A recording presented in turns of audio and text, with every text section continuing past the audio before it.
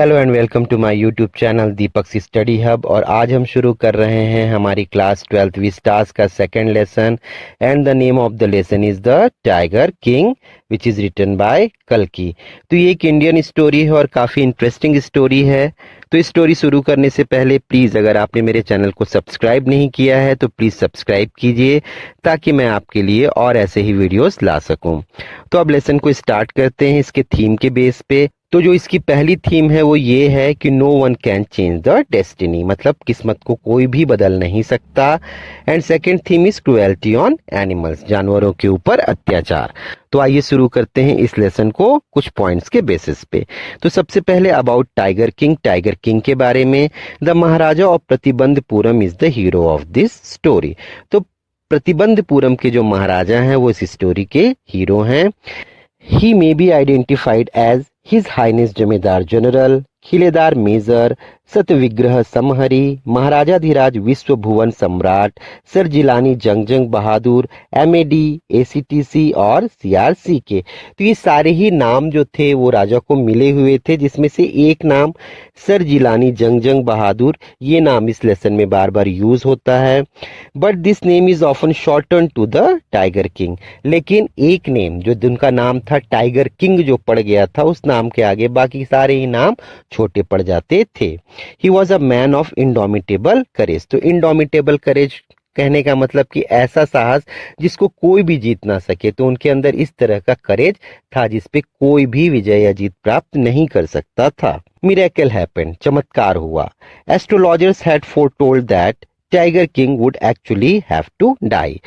तो जब ये जो टाइगर किंग थे ये मात्र 10 दिनों के ही थे, तब कुछ भविष्यवाणी करने वाले ज्योतिषी आए हुए थे और उन लोगों ने एक भविष्यवाणी की कि टाइगर किंग एक दिन मरेगा। A great miracle took place. तो एक बहुत बड़ा चमत्कार हुआ। द 10 days ओल्ड जिलानी जंग बहादुर कुड स्पीक वेरी क्लियरली। तो वो 10 दिन का बच्चा जिलानी जंग बहादुर वो बहुत साफ बोल पड़ा। He told them that everybody that was born would die.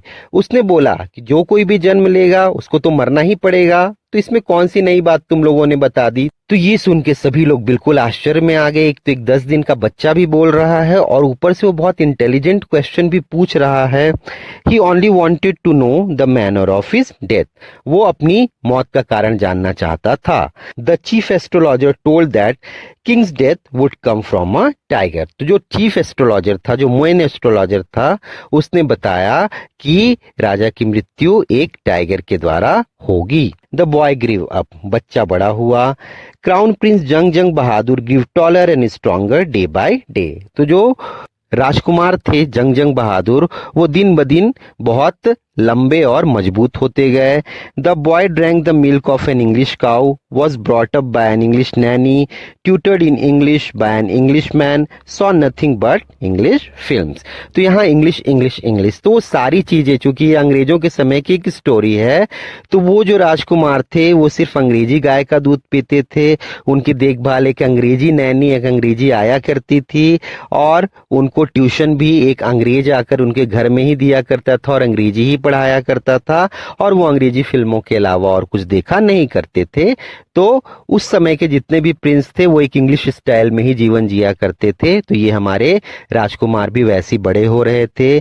When he came of age at 20, the state came into his hand. और जब वो 20 साल के हुए तो अब सारा राजकाज जो था वो उन्होंने संभालना शुरू किया। There were innumerable forests in Pratibandapuram state and they had tigers in them.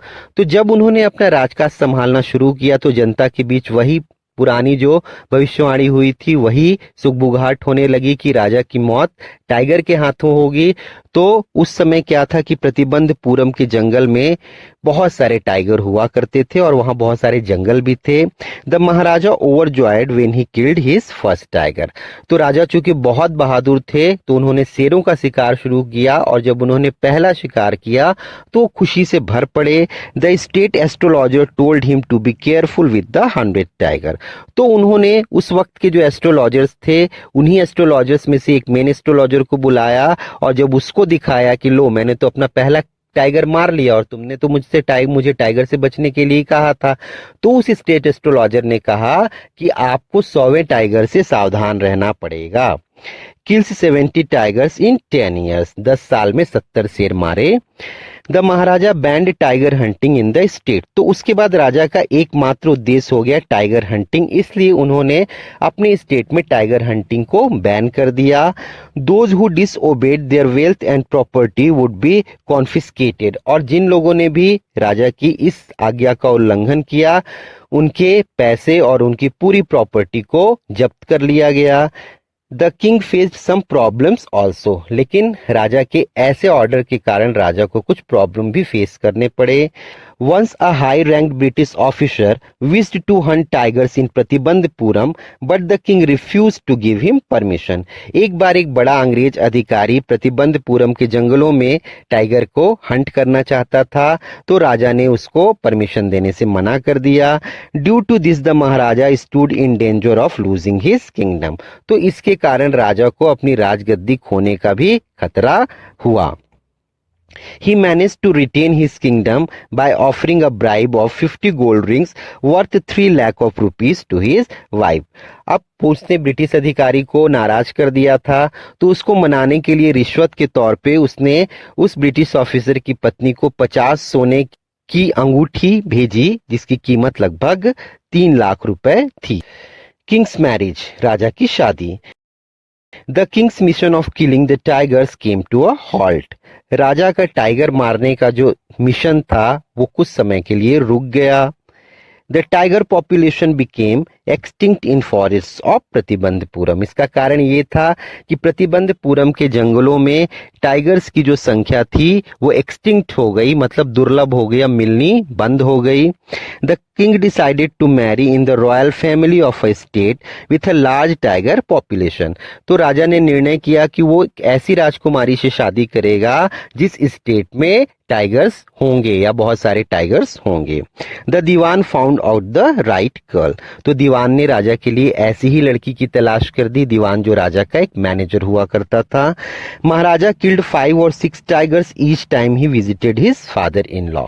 तो जब भी राजा अपने फादर इन लॉ ससुर के यहाँ जाते तो हर बार वो 5 से 6 टाइगर वहां पे मारते। In this way he was able to kill 99 tigers. तो इस तरीके से राजा ने 99 टाइगर्स मार लिए। Hunt for the 100th tiger, 100वें टाइगर की तलाश। There remain only 1 tiger to reach tally of 100। तो राजा के 100वें टाइगर को पूरा होने के लिए सिर्फ एक टाइगर की कमी थी। After killing 100th tiger he would give up tiger hunting and manage his kingdom. तो 100वें टाइगर को मारने के बाद वो टाइगर हंटिंग छोड़ सकता था और अपने राज्य की देखभाल कर सकता था।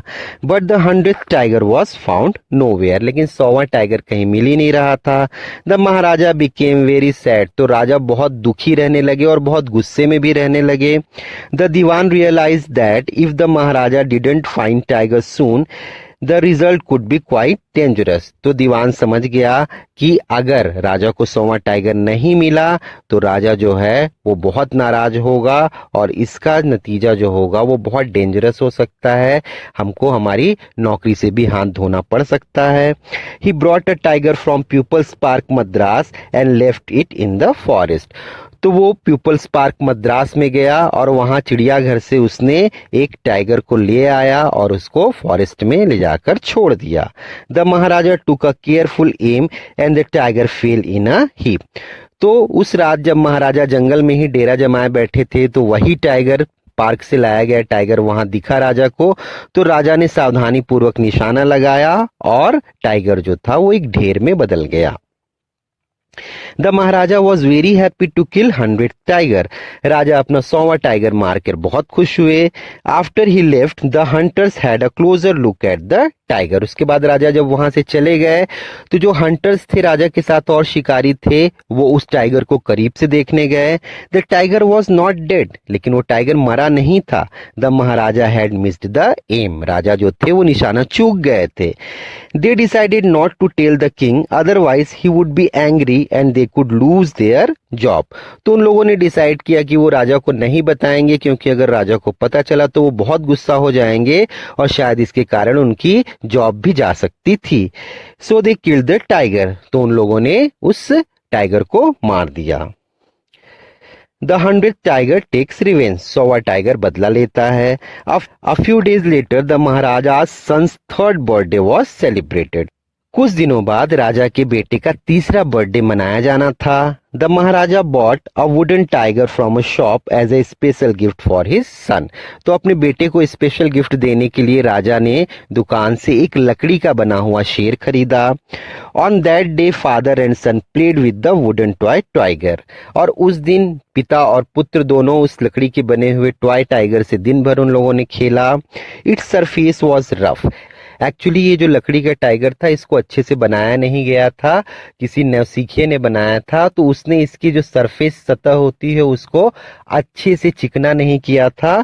So its surface was rough. तो इसकी सतह जो थी खुरदुरी थी, छोटी छोटी लकड़ी की जो खांचे होती हैं वो निकली हुई थी।